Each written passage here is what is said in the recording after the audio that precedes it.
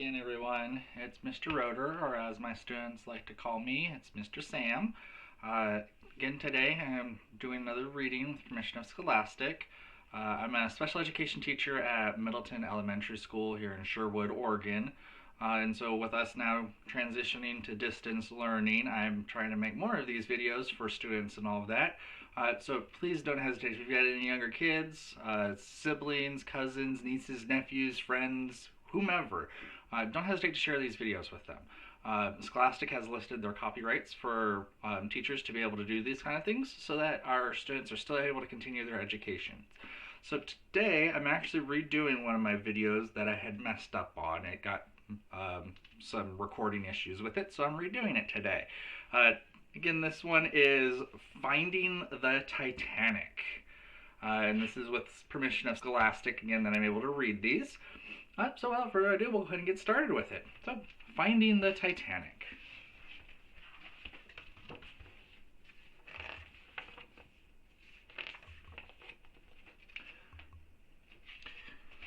Chapter 1, August 25th, 1985.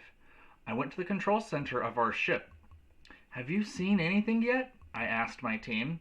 I looked at the video screen. Nothing had appeared. We were searching for the Titanic, the most famous of all shipwrecks. The Titanic was once the largest ship in the world. It had grand rooms. It seemed like a floating palace. Some people even said the ship was unsinkable. But on its first voyage in April 1912, the Titanic hit an iceberg and sank. It was carrying over 2,000 people. Many of them died when the ship went down. The picture here is, I watch as we lower Argo, our underwater camera sled.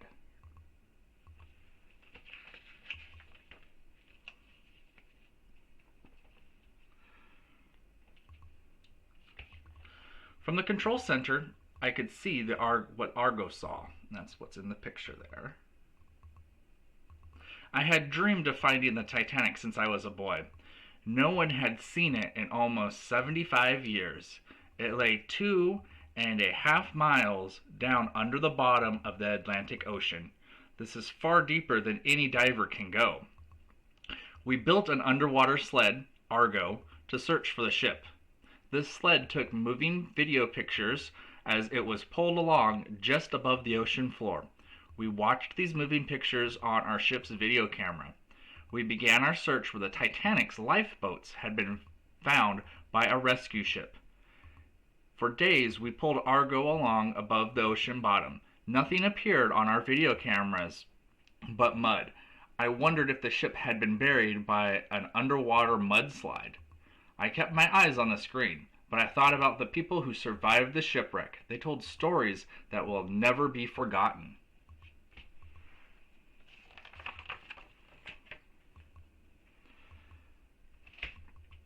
Chapter 2, April 10th, 1912.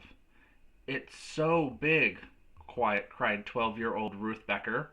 The huge black hull of the Titanic sat in the docks of Southampton, England. The Becker family had been living in India, but now Ruth's brother was ill. Miss Becker decided to take her children back to America. So Miss Becker, Ruth, 4-year-old Maureen, and 2-year-old Richard had sailed from India to England. Now they would board the Titanic for the trip to New York. Ruth could hardly wait to get on the beautiful new ship. Yellow letters on the bow proudly spelled out the name Titanic. The Titanic was the largest ship afloat. It had 9 decks, and it was as tall as an 11-story building. You could walk for miles along its deck and passages. The Beckers boarded the Titanic, and a steward helped them find their cabin. This is just like a little hotel room, Ruth said. Before the ship set sail, Ruth decided to explore. She climbed up the grand staircase. Gold-plated light fixtures hung from the ceiling. Sunlight shone through a big glass dome overhead.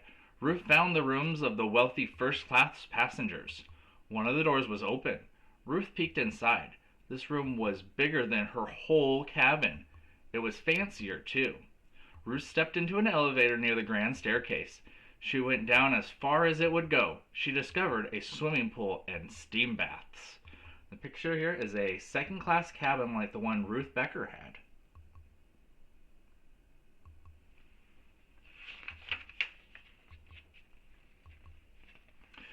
The hallways in the lower decks of the Titanic were crowded.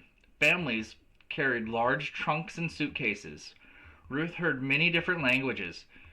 These were the third class passengers. Many of them were hoping to make new lives for themselves in America. A loud whistle sounded. Ruth hurried back to her cabin. It was noon, sailing time. She and her family went onto the boat deck. Hundreds of passengers cheered as the Titanic pulled away from the dock. They waved to their friends on shore. There were even small boats waiting in the water. These boats were filled with people who wanted to see the biggest ship in the world set sail. So in this area here is swimming pools. This is the grand staircase that Ruth was talking about that she went down. The second class dining hall and the second class cabins. And then the picture is the Titanic at the dock. For the first few days of the voyage, the weather was clear and the ocean was calm. The Beckers ate their meals in the second class dining room. They sat at long tables with many other passengers. On Sunday afternoon, it became very cold. Ruth sat with her mother and some of the other passengers in the lounge. "We're making good speed," one man said. "We might even arrive in New York early, if we don't run into ice." "So I hear," said Miss Becker. "I wouldn't mind seeing an iceberg, though," he continued. "I'm told they're quite a sight." Chapter 3. April 5th, 1912, 12:30 a.m. Ruth, wake up!" "Where am I?" Ruth wondered. She rubbed her eyes. Then she remembered she was on board the Titanic. But why did her mother sound so frightened? "Get out of bed and put on coats on the children," her mother continued. "The ship has hit an iceberg. We're supposed to get up on deck." Now Ruth was wide awake. She got out of bed and quickly dressed Marion and Richard. The Beckards left their cabin. In their hurry, they forgot their life belts. The family joined a group of passengers waiting to be led up to the boat deck. Some of them were fully dressed. Others, like Ruth and her mother, had coats over their night clothes. "It sounded just like the ship ran into gravel," one woman said. Everyone wanted to know more about what had happened. Had the iceberg made a big hole? How serious was the damage? Was water flowing into the ship? A crewman arrived and took the passengers to the lifeboats. "Women and children first," people shouted. Someone lifted Marion and Richard into lifeboat number 11. "That's all for this boat," one officer said. "Oh, please, let me go with my children," Miss Becker cried. A seaman helped her into the lifeboat, but Ruth was left behind. "Ruth," her mother screamed, "get in another lifeboat." Ruth walked over to the next boat. "May I get in?" she asked an officer. He lifted her into lifeboat number 13. It was so crowded that Ruth had to stand up. "Lower away," the officer shouted. The boat dropped jerkily down towards the water. Ruth looked up at hundreds of passengers still on board the Titanic. There were not enough lifeboats for all of them. Ruth's boat reached the water safely, but no one knew what to do or where to go. The passengers on board asked one of the crew to be their captain. "Row towards those lights in the distance," he ordered. "They might be the lights of a ship that can pick us up." Ruth looked back at the Titanic. Rockets went up from the ship, sending bursts of stars into the sky. They were distress signals calling any nearby ships to come and help. The bow of the Titanic was sinking. Ruth looked at the people still on board. They were trying to move back towards the stern. The ship's lights went out. Suddenly, there was a loud noise like thunder. The Titanic broke apart. Ruth watched people leap into the sea.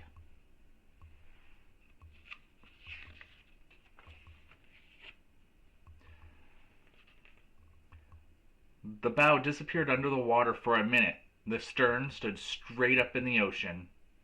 It looked like a huge whale. Then the Titanic dove beneath the waves.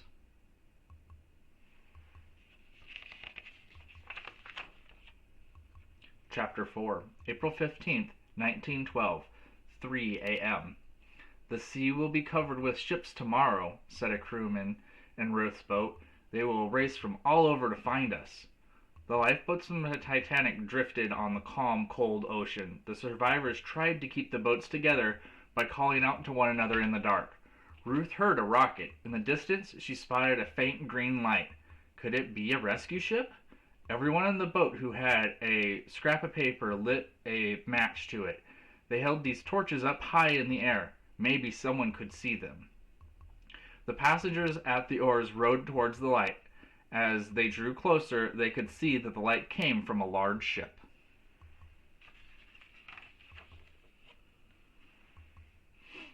So the picture is some of the Titanic's passengers prepared to board the rescue ship from their lifeboat. The ocean became rough. Ruth was drenched by the cold, splashing water. Finally, the lifeboat pulled alongside the rescue ship. Crewmen on board lowered a swing down to the boat. Ruth's hands were too numb to grasp the ropes. Someone had to tie her into the swing. The crew pulled her up the side of the ship. Its solid depth felt good beneath her feet. Ruth went up to the ship's open deck. Most of the lifeboats had come in, but there was no sign of her family. Then Ruth felt a tap on her shoulder. "Are you Ruth Becker?" a woman said. "Your mother has been looking for you." She led Ruth to the second-class dining room. Miss Becker, Maureen, and Richard threw their arms around her. Ruth's eyes filled with tears of relief.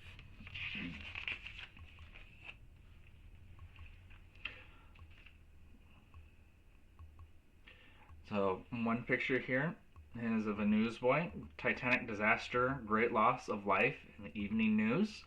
And the other picture here is the Titanic survivors arriving in New York City. The crew of the rescue ship, the Carpathia, searched the sea for several hours, but no more survivors were found. Several days later, the Carpathia arrived in New York City harbor. Thousands of people waited in pouring rain to greet the survivors. Ruth heard cries of joy from the people who found their loved ones, but many others looked sad as they searched for family and friends who had drowned.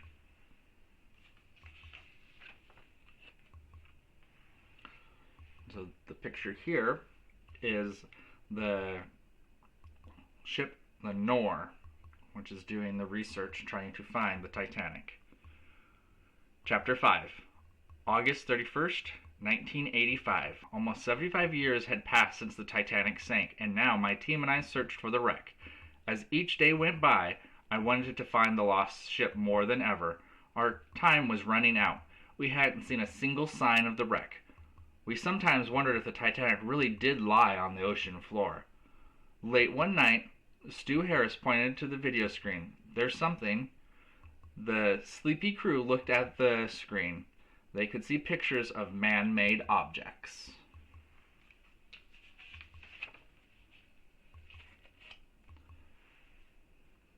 "Bingo!" Stu yelled. Argo's camera picked up a huge boiler on the ocean floor. Boilers burned coal to drive a ship's engines. This one had to belong to the Titanic. Soon we saw pieces of railing and other wreckage. At last, my dream was about to come true. The Titanic must lie nearby. Everyone was shaking hands and slapping one another on the back. Someone noticed that it was 2 a.m., close to the time that the Titanic had sunk. We were excited, but we felt sad too. We held a few moments of silence in memory of those who had sailed on the great ship so long ago.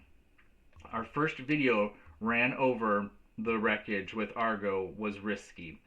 We weren't sure where the main part of the ship was. I was afraid that Argo might crash into it.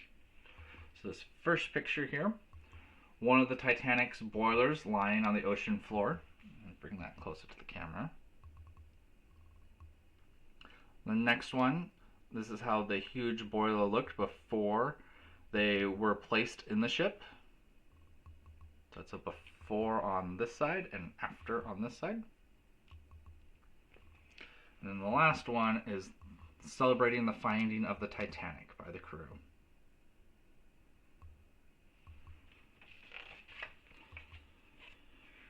This picture over here is the underwater camera sled returning from photographing the Titanic more than 12,000 feet below the sea. All of a sudden, the huge side of the ship appeared. The Titanic was sitting upright on the ocean floor. Over the next few days, we made some important discoveries. The ship had broken in two sections. We saw large holes in the deck of the bow section where the funnels had once stood. But at the end of our trip, many mysteries still remain. What did the ship look like inside? Where was the hole made by the iceberg? And what lay scattered on the ocean floor around the wreck? Only another visit to the Titanic would tell us what we wanted to know.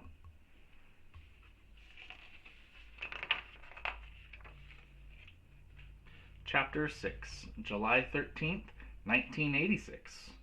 A year later, we were ready to explore the Titanic from Alvin, our three-man submarine. I took off my shoes and climbed in. We were squeezed inside Alvin's tiny cabin. Soon we began our long fall to the ocean bottom. As we went down, it became colder and darker inside the little submarine. When Alvin reached the bottom, I peered out my window. Where was the Titanic? We could only see a short distance in the darkness of the deep ocean. The pilot turned on Alvin, and we glided along the ocean floor. I stared out the window. The bottom looked very strange. So these pictures here is him climbing inside the submarine Alvin as it's being lowered into the water. And then we worked inside Alvin on our way to the ocean bottom.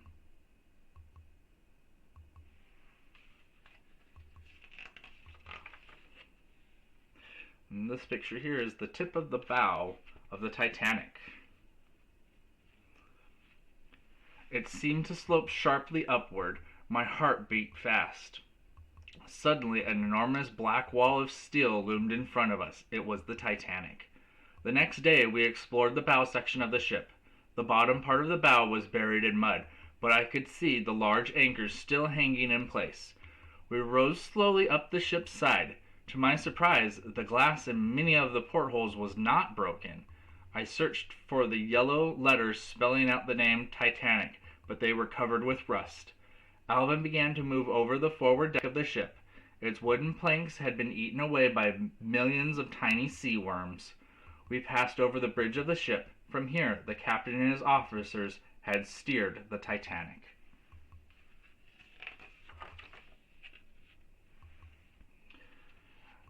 We headed towards the grand staircase.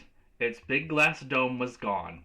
This would be the perfect place for our small robot, Jason Jr., to go inside the ship. Then we could take close-up pictures. The next morning, we landed Alvin near the opening to the grand staircase. At last, Jason Jr., or JJ, would see inside. And the picture is the bow section of the Titanic on the ocean floor. JJ's pilot slowly guided our robot out of its little garage on the front of Alvin. JJ floated over the hole in the deck where the staircase had once been. The little robot went down into the ship and we lost sight of it. We watched the video screen inside our submarine to see what JJ was looking at.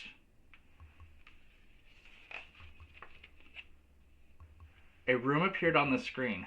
"Look at that chandelier," JJ's pilot exclaimed. It was one of the light fixtures which had lit Ruth Becker's way up the grand staircase. The metal part of the light was still bright and shiny. We explored most of the great wreck over the next few days. JJ took a close-up look at the crow's nest. From here, the lookout had spotted the iceberg seconds before it hit the ship. We looked near the bow for the hole made by the iceberg, but it was covered with mud. I wondered what might lie on the ocean floor between the two parts of the wreck. When the Titanic broke in two, thousands of objects fell out. We found many of them still lying where they had fallen. It was like visiting a huge underwater museum. So the top picture is Alvin waiting for JJ to explore the ruined grand staircase. The next one is the grand staircase as it looked in 1912. And then this is the light fixture that they have highlighted, is the coral spouts from one of the remaining light fixtures near the staircase. And so the box right here is what this would have been.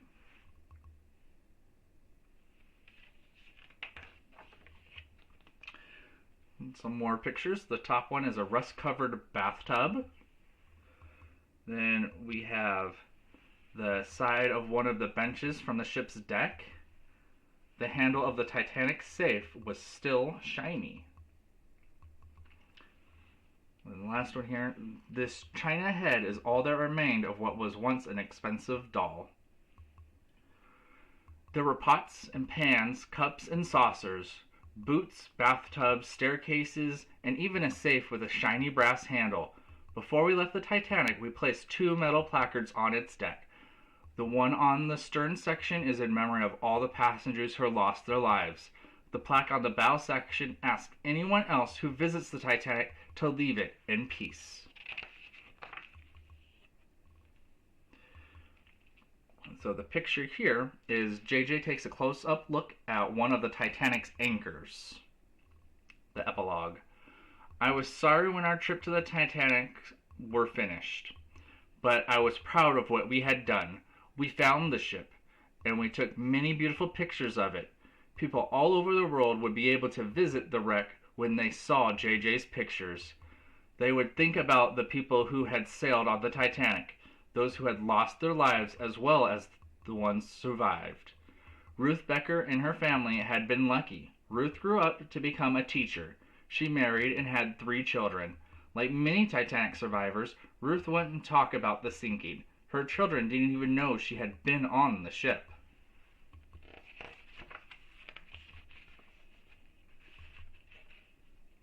She finally began to talk about her experience towards the end of her life, when she was 85 years old. Ruth saw pictures of the wreck on the ocean floor. When Ruth was 90, she went on her first sea voyage since the Titanic. She died later that year. After our trip, another group of people went down to the Titanic.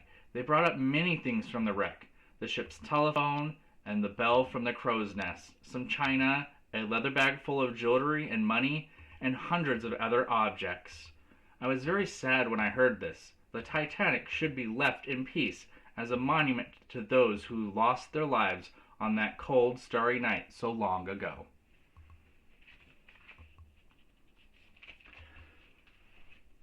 So again, that was Finding the Titanic. With permission of Scholastic, I was able to read that to you. I hope you're able to enjoy it. I will be making a bunch more videos. Again, we're also still in distance learning, so don't hesitate to share this with any kids that you know. There's no problems with that. Again, my name is Mr. Roeder, or as a lot of my students like to call me, Mr. Sam, and I hope you enjoyed that.